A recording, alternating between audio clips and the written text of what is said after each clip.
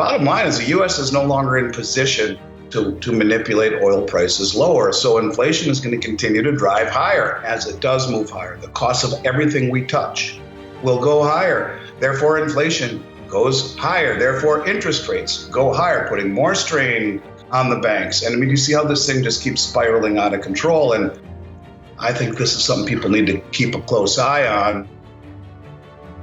This is Kaiser Johnson with Liberty and Finance, and this is the Miles Franklin Weekly Special for September 18th through September 25th, 2023, while supplies last. This week we feature two different specials: 10-bar bundles of Nordic Mint 5-ounce bars at $1.99 over spot per ounce, and quarter-ounce gold eagles at $59.99 over melt. First, when you purchase 10 or more 5-ounce Nordic Mint bars, you pay only $1.99 over spot per ounce. 3/9 fine silver, these are priced lower than almost anything else other than 1,000-ounce bars, but with the far better liquidity of the 5-ounce size. The Gold Eagle was first released in 1986 and has been one of the most popular gold bullion coins in the world, providing incredible recognizability and investor trust. The quarter-ounce Eagle is additionally sought after for its high degree of flexibility and liquidity. Like the 1-ounce Eagle, the quarter Eagle is 22-karat gold strengthened with copper. Its 1/4 of a troy ounce of gold comes 40 to a tube, 2,000 to a box, and it's available at just $59.99 over melt while supplies last. Both our specials this week are IRA eligible. If you'd like to learn more about a precious metals IRA, call us, and we'll be happy to help you in that process.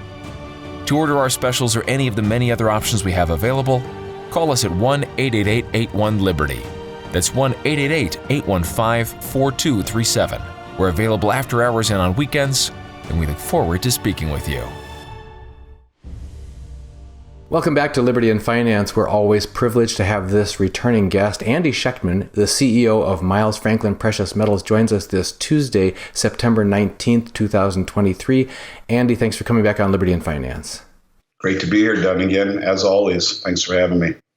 Before we get started on banks, bricks, and bullion, I wanted to hit a public service announcement for everybody because we've been getting just inundated with concerns from clients on behalf of family members, primarily, and sometimes on behalf of themselves, who've been hurt by unscrupulous dealers that are doing predatory, high-priced, I call it gouging, practices of selling people higher-priced metals than what they need for IRAs. And we've talked about it 2 or 3 times at least on our shows between the two of us, but it's happening just rampant. And I'm concerned, as we've talked about, you often quote that Rick Rule says less than 0.5% of people are currently invested in precious metals now, but that number is likely to increase significantly by multiples over the next year or 2 or 3 as people start waking up to the risks that they're facing with the banks and so on.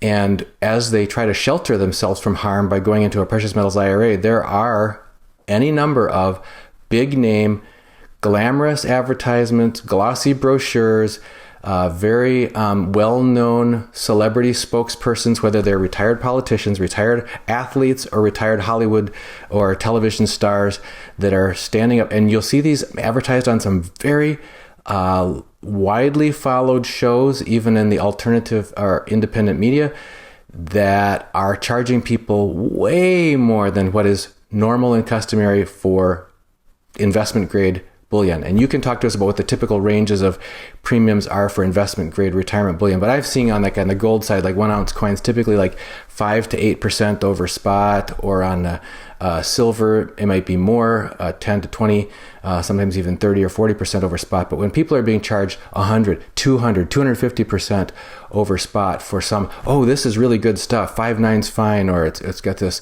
strange whatever specialty coins coming out of the Canadian Mint or something, and then they find that their 200K rollover from a 401k suddenly is worth 100K on their statement. It gets cut in half. That's typically what we're seeing, is people saying their rollover from their IRA or their 401k or their retirement or pension plan into one of these glitzy, glamorous, big name, not to be mentioned IRAs gets cut about in half within about a 1 week period of time in value. These people worked hard. They worked all their lives for that.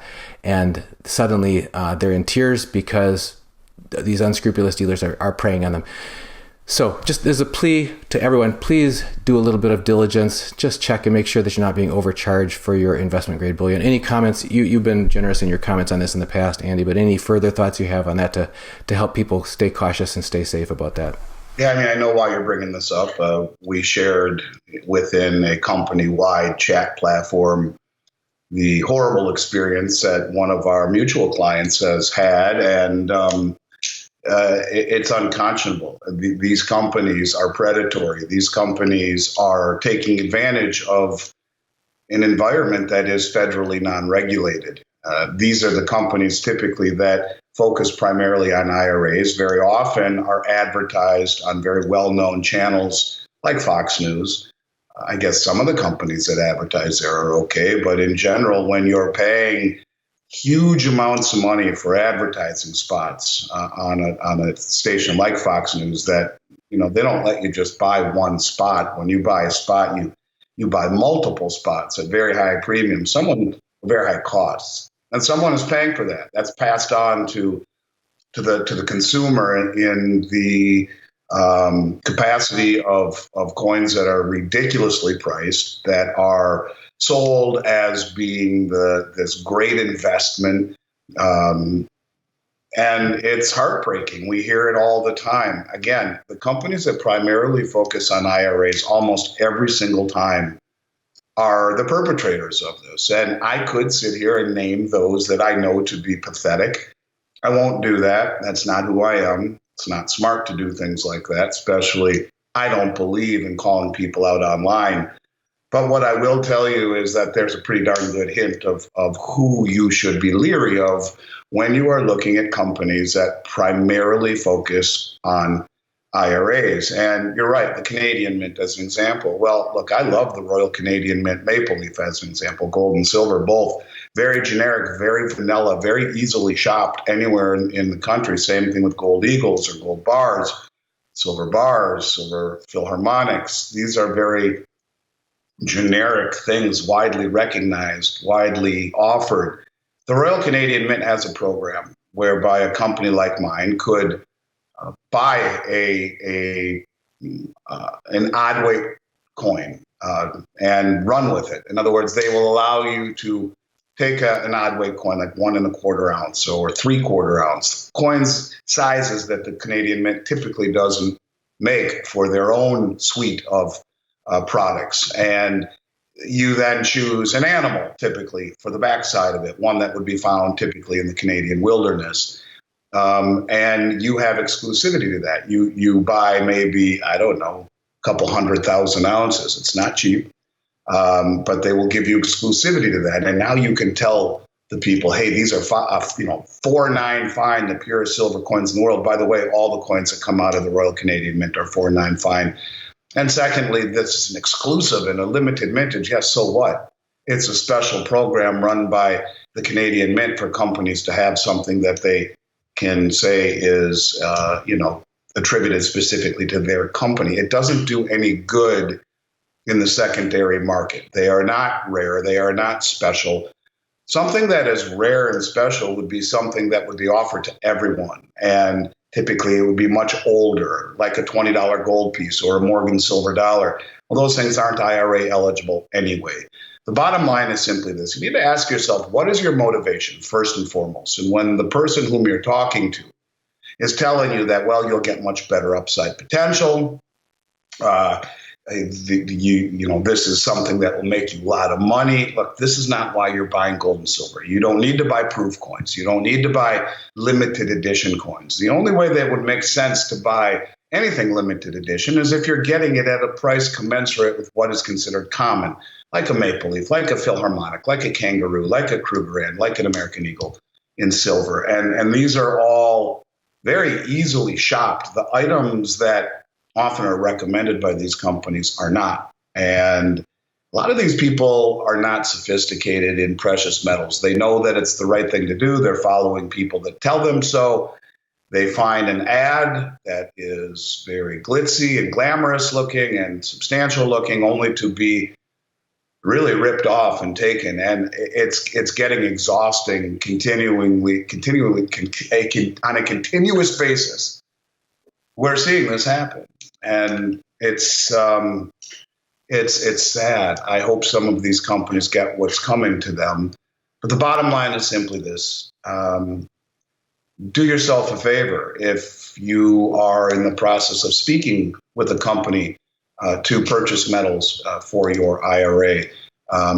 And they are offering you things that are either proof in nature or a odd weight coin, typically from the Canadian Mint. Do yourself a favor and give one of us a call and just bounce it off us in terms of it being a fair price. I will never talk someone out of working with another company if they're being treated fairly. That's not how I operate. I don't poach anything or anyone. But when companies are it's the deplorable part about it mostly is that these are IRAs. These are people who've worked their whole lives to save in an IRA, who think they're doing the right thing only to be devastated by the reality that they were ripped off. And this is not something that I would entertain speaking with about on your show or any other if it were just an attempt to make us look better than the competition. This is a real problem, and it's a growing problem. And I continue to see and hear stories of people who are just horribly taken advantage of. So if I were going to make it very simple, I would say the following. If you're going to put metal in your IRA, you want common bullion from one of 6 mints: United States, Canada, Austria, Australia, South Africa, or the United Kingdom. And you want the current year mint issue. If you're buying something from the Canadian Mint, buy the Maple Leaf. If you're buying something from the US Mint, buy the Eagle. If you're buying something from the UK, buy the Britannia. Don't buy anything that's rare or esoteric or a limited edition unless, in the case of the Canadian Mint, once in a while they'll offer some special 5/9 fine gold coins or some special 1 ounce gold silver coins that, like the Call of the Wild. Well, these are coins that are legitimate, that the Canadian Mint publish or sells in mass, not that a dealer has exclusivity to. And if you have questions, reach out to Liberty and Finance. Reach out to Miles Franklin. Ask a question. Hey, I'm working with a company. I like them. I think they're fine. But here's what they're offering me. Am I being treated fairly? And if I ever found out that anyone in my company told someone, no, you're not being treated fairly, when they were, in order to get business, this would be a very big problem with me. So reputation, honesty, integrity, transparency, these are things that are the hallmark and the cornerstone of our business. I don't know how much more authentic to answer that question. Then again, it's a real problem. I don't want to try to answer this question as like a softball to make Miles Franklin look better or holier than thou. But the truth of it, the reality of it is these are real problems, and they continue to happen almost entirely with the companies that focus primarily on IRAs. So that's about as honest of an answer as I can give you. Well, thanks for that. And it is distressing. My wife gets upset whenever I let her know that another one has happened again, because we don't like to see people get hurt, especially people as we approach retirement age. And we're very sensitive to that we think about our parents and how they scrimped and saved all their lives, et cetera, et cetera. So it makes a big difference. Don't overpay. Especially in a world where our dollar is not going as far as it once did. Which is our next topic, is the loss of purchasing power of the dollar through inflation. And one example of that, you and I were talking about oil, and being a good example of something that's giving evidence of inflation or contributing to it. At least, I think it's giving evidence. Let's just say that, because when I was a kid, my family went on a vacation to the Gulf Coast of Texas, and I had a couple of silver dimes in my pocket because I could buy treats at the gas stations that we stopped at. But I noticed the gas price war was happening, and 19.9 was the lowest gas price that I saw on that trip, 19.9 cents per gallon, and 2 of those silver dimes would have bought a gallon of gas then. The funny thing is, the 2 silver dimes would still buy a gallon of gas today because the value is maintained over time. However, the dollar itself, you got to pay whatever, $4 or $5, depending where part of the country, $3.50 or more bucks for a gallon of gas today. So that's just one example of that people are becoming increasingly aware of the pinch in their budget from inflation due to destruction of the purchasing power of the dollar. Any further thoughts that you have specifically around oil and inflation? Yeah, well, that certainly ages you quite a bit. I think that the lowest I can remember would have been sub 90 cents, 89 cents, something that ages me too. Candy bars, 25 cents. Movie tickets, $2.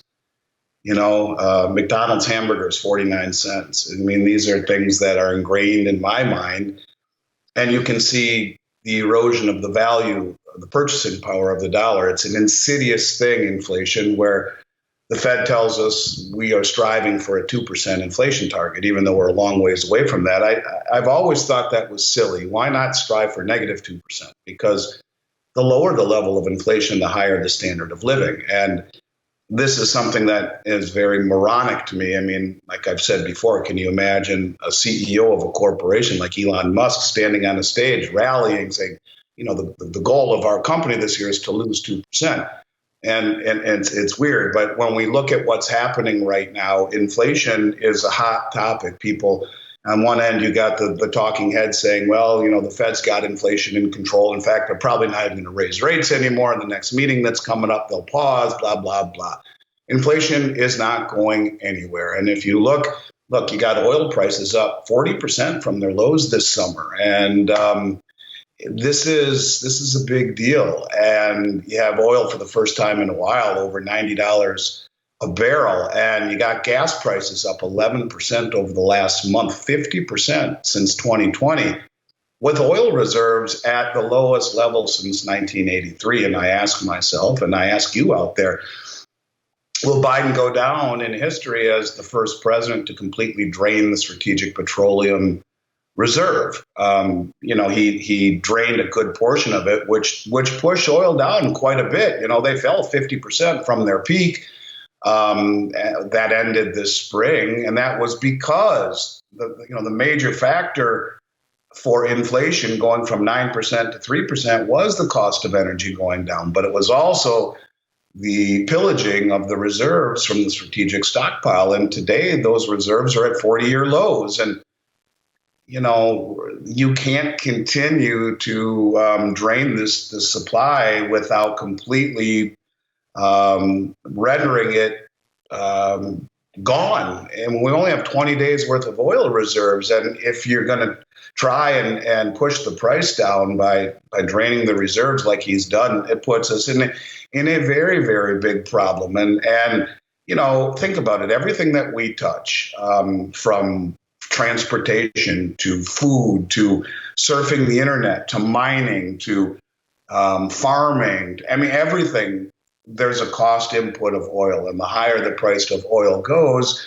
the higher the costs will go, hence inflation. And look at all the countries that the oil producing countries in BRICS that have joined this new union and that are, not really excited about or inclined to offer up more oil. In fact, they continue to decrease production. And when you look at the BRICS, who now control the majority of all the oil production in the world, this is another big problem. It's a problem that's not going away anytime soon. And if the U.S. tries to refill those depleted reserves, it's only going to put more upward pressure on oil and oil prices. So the bottom line is the U.S. is no longer in position to manipulate oil prices lower. So inflation is going to continue to drive higher. No matter what lies are being told to you by the Biden White House. And what makes it even a little more troublesome, people don't really put all of this together, and I don't think the markets have figured it out, is that as oil supply tightens, oil prices rise, inflation rises, and rates rise, and bond yields rise, and interest rates rise. This is all a perfect storm for an overinflated bond market, stock market, and real estate market. And this is the vicious cycle that feeds upon itself. And I don't think that people really quite grasp this yet. But if I had to guess, we see much higher oil prices. And imagine what happens when oil hits, $200 a barrel or $300 a barrel. Maybe this is just the opening salvo. And then the gold will be used to purchase oil for all the BRICS nations. And where's all the gold going? And we'll talk about that, I'm sure, with the discrepancy in the premiums on the Shanghai Exchange versus the COMEX. But the point of it is, whether you're talking about energy or the fact that we have, 130 trillion in unfunded liabilities off balance sheet, that have to be paid somehow to the American public. How does that happen? Through inflation, through printing, because who's buying our bonds? China and Japan and Saudi Arabia have been selling them. In fact, Saudi Arabia right now, not only are they producing the lowest amount of oil and sending to the West in 6 years, they're at the lowest level of treasury holdings in the last 6 years. So they're selling treasuries. They're not producing as much oil. And the countries that have aligned with the BRICS, the new ones, Iran and the UAE and Saudi Arabia on top of Russia, you're talking the major oil producers in the world. They're not inclined to ramp up production. So you have a declining production. You have a mothballed oil production here in the United States, a closing of the XL pipeline, canceling of permits. I mean, you couldn't draw it up any better. And we keep going back to the same thing of what does Jared Bernstein want to do, the chief economic advisor of this country? He wants to shed the world reserve status of the U.S. dollar as an extraordinary, exorbitant privilege we can no longer afford. Well, how do you do that? Weaponize the dollar, tell Saudi Arabia we are going green so that they unite with everyone else. They have no intentions or aspirations of making life easy on the U.S. any longer, at least as it pertains to the cost of oil. And so this is something that will continue to move higher. And as it does move higher, the cost of everything we touch will go higher. Therefore, inflation goes higher. Therefore, interest rates go higher, putting more strain on the banks. And I mean, you see how this thing just keeps spiraling out of control. And I think this is something people need to keep a close eye on. And we see it moving up again today. It was up over $1. So yeah, this is a big deal and one that certainly has my attention. Now, you mentioned in passing there discrepancies in spot price or premium on the different metals exchanges. We've focused a lot in the past in the West here between the LBMA and COMEX. You mentioned the Shanghai exchange in passing. Can you bring us up to date on what you're observing there? Yeah. At the same time, we've seen 160,000 ounces of gold depart JP Morgan's vault in one day. We've seen 500,000 ounces of gold leave over the last 6 days and 1.17 million ounces or 5.3% over the last month. Big money continues to drain the exchanges. And as that's happening, we've seen a historic divergence between the gold price in China and in the United States. At one point, it was over $110 an ounce, where it was $2,020 in China and $1,909 here in the United States. And, you know, there's all sorts of reasons that pundits are talking about. Look, for me, the key reason is that the COMEX naked shorting system distorts the supply and demand fundamentals, and it plunders resources, not just gold and silver. All of the commodities that the East are hoarding are being distorted by the price mechanisms of the West. And, you know, I talked about this several months ago, with it being maybe emanating from the new Moscow exchange. And I said, look, if they want to really drain the West of all of their gold and silver and possess it all, just create an arbitrage environment where you list the price of gold and silver much higher over there than it is over here. And you will find the commercial banks will pillage and plunder whatever available bars are available to be sold across the continent, across the oceans to Russia or to China, in this case to China. And that arbitrage is something that will suck all of the metal out of the Western exchanges and move them eastward, and it'll never come back. Now, I don't know if this is just market fundamentals, and you'll see it start to and related to currency controls and import controls that some people talk about. Look, as far as I'm concerned, it's the smartest way to drain the West of all of their metal. They have enough money to do it. The Chinese do. Just put the gold price a couple $100 above the West and the silver price a couple bucks above the West. The arbitrage opportunity will send all of the metal over there. They'll get paid back. They'll make tons of money. And the East will have all of the gold and silver, and it will never, ever, ever come back. Now, is this just a blip? Is this just a problem? Maybe it is. Maybe it's something that will be rectified. But maybe it's not. Maybe they open their eyes and they say, hey, here's how we do it. Here's how we get all the metal. We'll just arbitrage it. Make the price too attractive for the big traders to not sell it to us, and we'll stand for delivery and we'll suck it all up. And it ain't ever coming back then.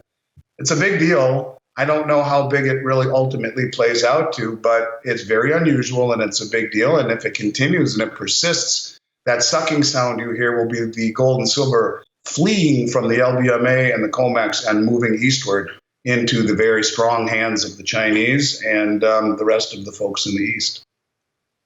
You know, it's interesting. People have often, clients calling us have often asked, how can we understand why spot prices are different between different dealers? And that's a whole nother discussion. But part of that answer comes to inventory replenishment. And part of what you just described is metal that's leaving and not coming back definitely changes the playing field in the future about inventory replenishment. And it does impact, eventually it does impact current available inventory stocks and prices on either side of that arbitrage, because you simply can't stand that depletion of supply forever before it does impact price. That brings us to the current environment for people that are looking for an affordable way to acquire metals while they still can. What specials you have to offer that they should be able to take advantage of? So right now we are running the quarter ounce 2023 Gold Eagle at $59.99 over the price of gold, much like the 10th ounce Eagle, where you take the price and divide by 10 and add the premium. Here, you take the price of gold, you divide it by 4, add $59.99 to the price, and that is the cost of the 2023 1/4 ounce Gold Eagle, and also the 5 ounce Nordic Mint silver bar, which is newly ISO approved and IRA eligible at $1.99 per ounce over spot. They're really nice bars. They're very affordable, and they are IRA eligible. So whether it's gold or whether it's silver, I've been saying pretty consistently, just about everything is on sale these days. So that's what we're putting on sale officially.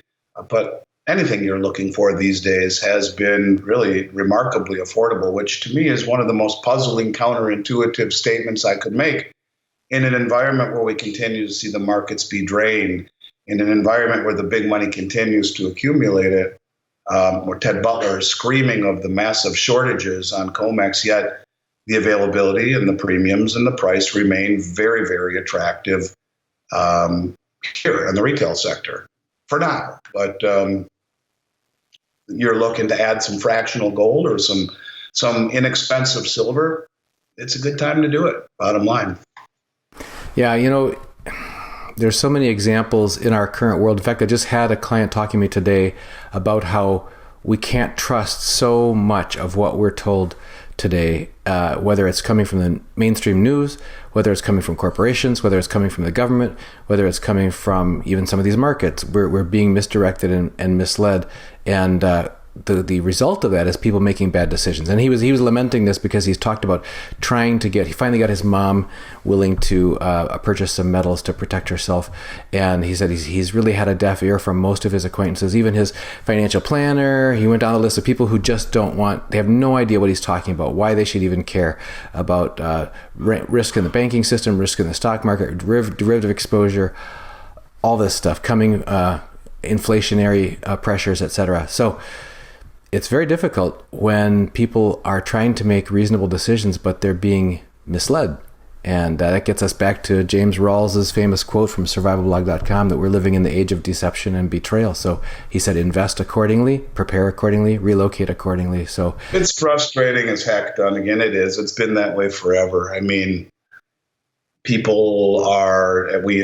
continually, you and I talk of recency bias, normalcy bias. It's very frustrating. You try to, especially when you're trying to do something noble and help people, and yet they just brush it off and they don't see what's coming.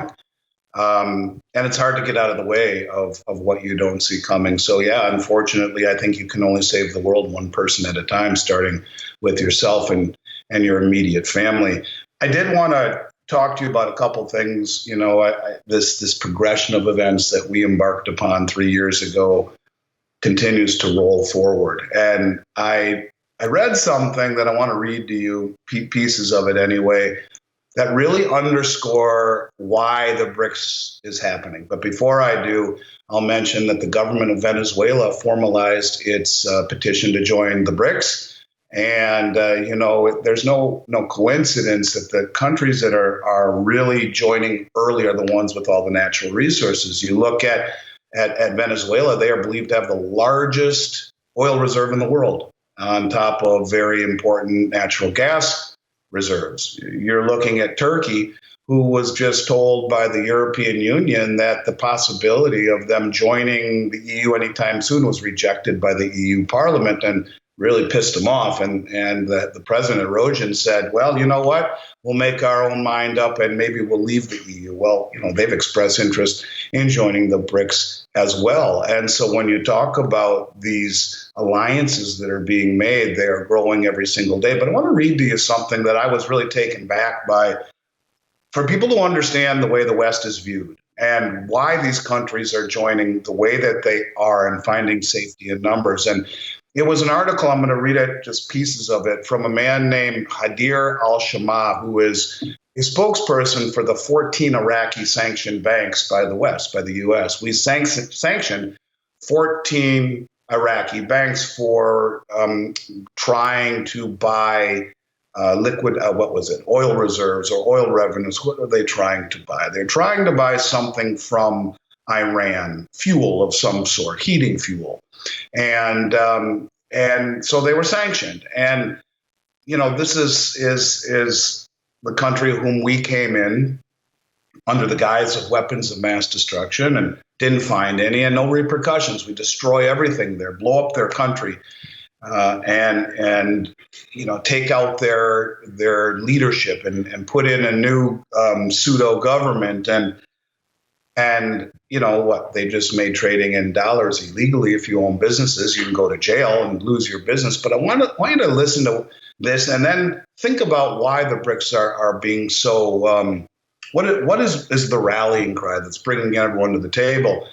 And so he talks about the fact that these sanctions are the latest effort by Washington to coercively intervene in Iraq's economy, to the detriment of the country. The U.S. Army illegally invaded and occupied in 2003. This intervention includes efforts to block Iraqi payments for Iranian natural gas, which has led to power blackouts amid Iraq's blistering hot summer in recent weeks. So they want to buy natural gas from Iran.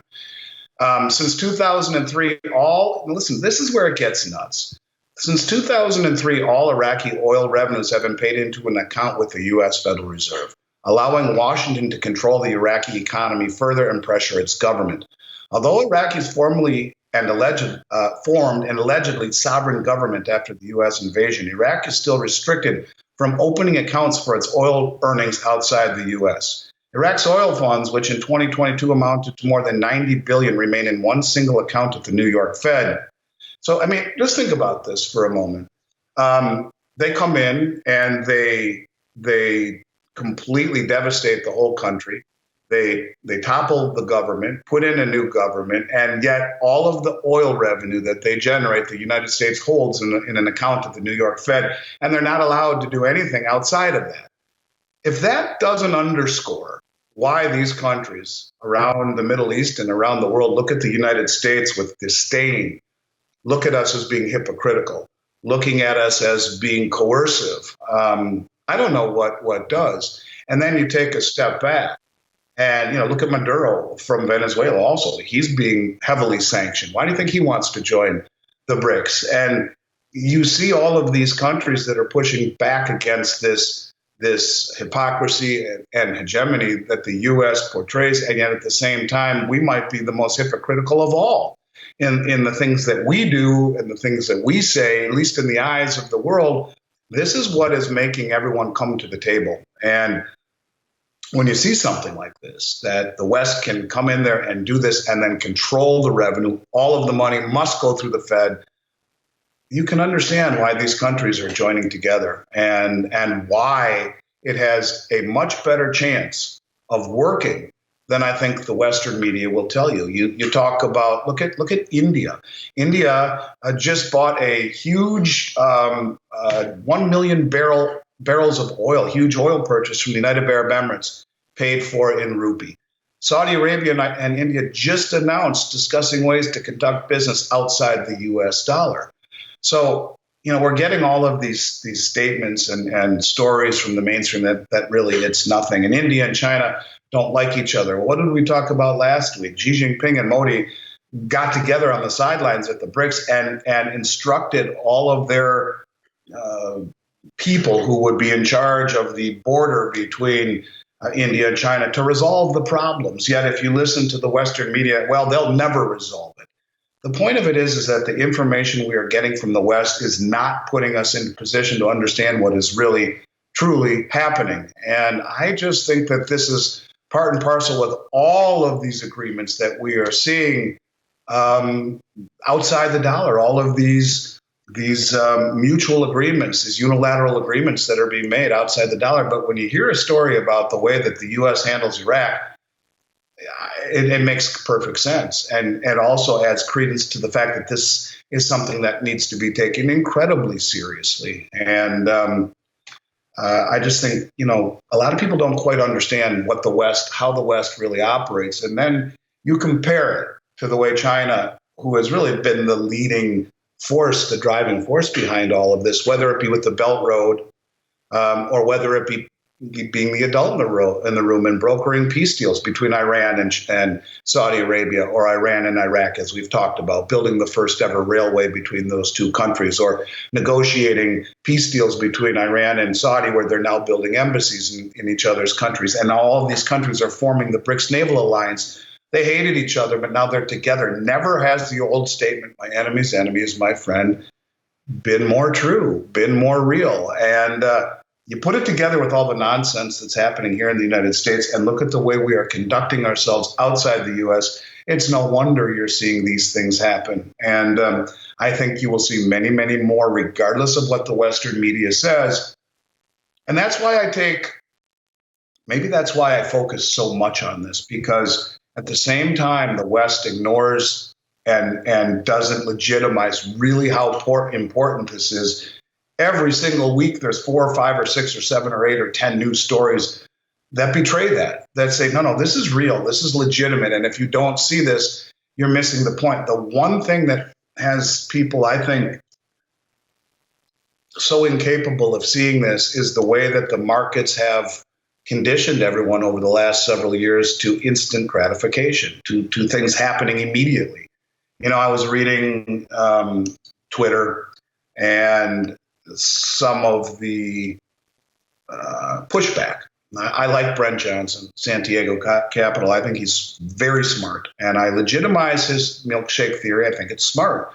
I think he's well thought. His thesis is well thought out. He's articulate, and he's a smart man. And someone said something to him on Twitter, and he came back, and his response was, yeah, just like basically just like the nothing burger for the August meeting. And, that's where I disagree, in that this isn't a nothing burger, but this is something that is going to take time to fully implement. And I've used this weird little statement of little by little by little by little by little by little, then all at once, logarithmic decay. I've talked about that incessantly. But if you don't see the little by little by little by little by little by little every single time that you and I talk done again, then people aren't paying attention. And it's becoming more and more and more substantial, these little by little movements. And then it comes all at once. But the difference is, and to Brent's point, the dollar is still the king until it's not.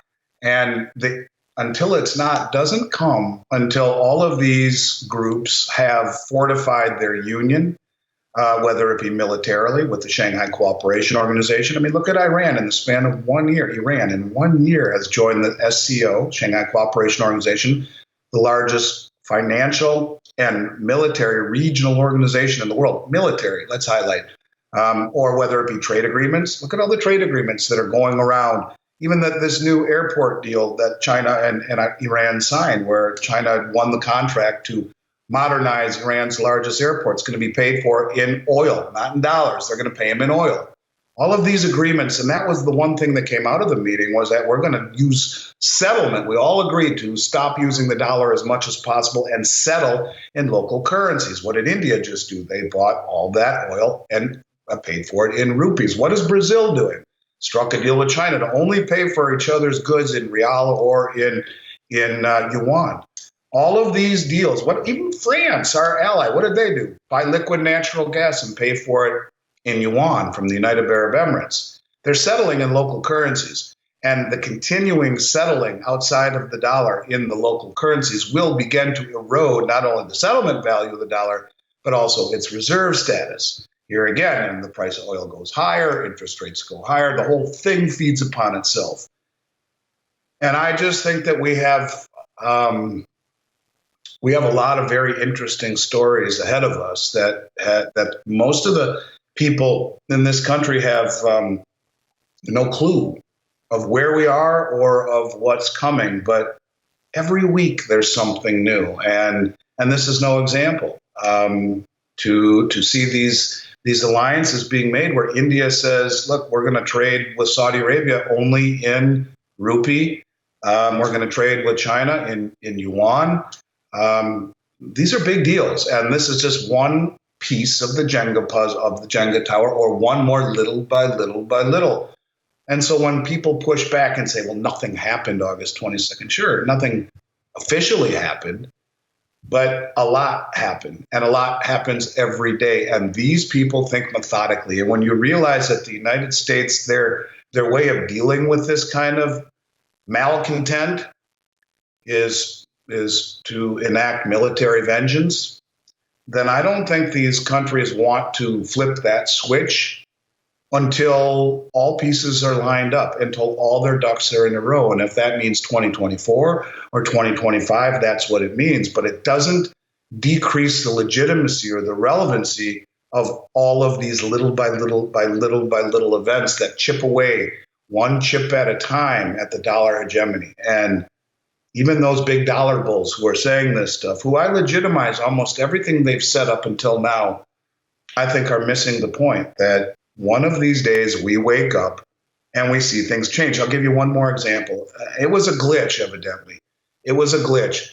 2 days ago, you look at the Treasury on the 2-month Treasury or the 2-year Treasury, and it popped up 6% overnight. They said it was a glitch.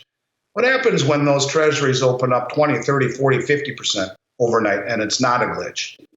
That's when things are going, we'll know that the world has flipped the switch and said we're no longer taking dollars. So I know we're running out of time, and I have a bad habit of continuing to ramble, but it's real done again, and it's getting more real by the day. So thank you for indulging me and allowing me to ramble on about what is so important to me, and I hope is gaining importance and credibility with the people out there.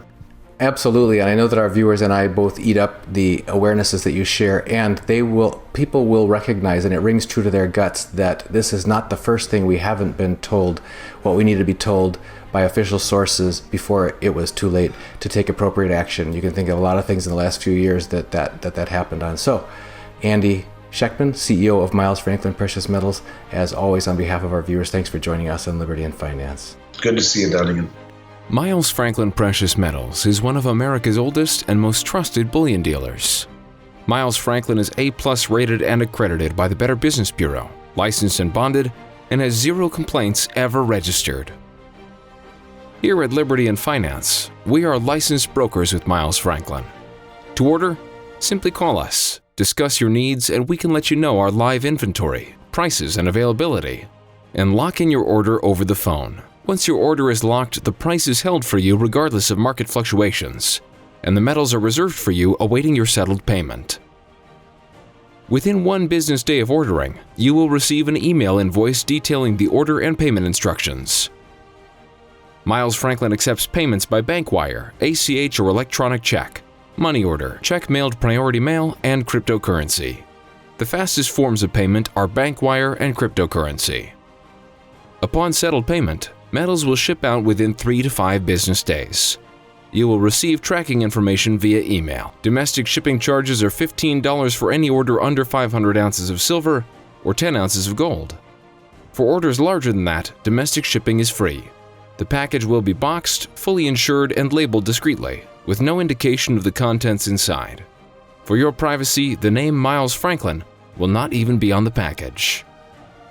To talk to myself, Kaiser, my brother Elijah, or my father Dunnigan, call 1-888-81-LIBERTY. That's 1-888-815-4237.